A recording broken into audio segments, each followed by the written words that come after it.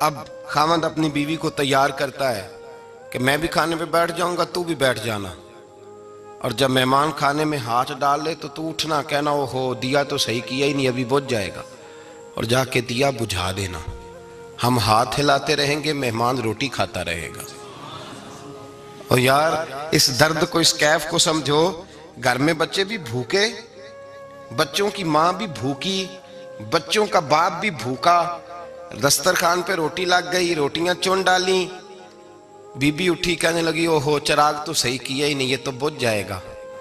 حوصلے مند be be جس نے بچے بھوکے سلا دیے، وہ بھوکے سوئے ہوئے بچوں کی بھوکی اماں اٹھی اور اپنے خاوند کی تابع داری میں اٹھی، میں گڈی تے ہتھ ڈور سجن دے، وہ جنج رکھے اونج رہنا ہے، اٹھی اور اس نے نا دیا ٹھیک کرنے کے بہانے بجھا دیا، مہمان روٹی کھاتا رہا، اور رسول اللہ کے نوکر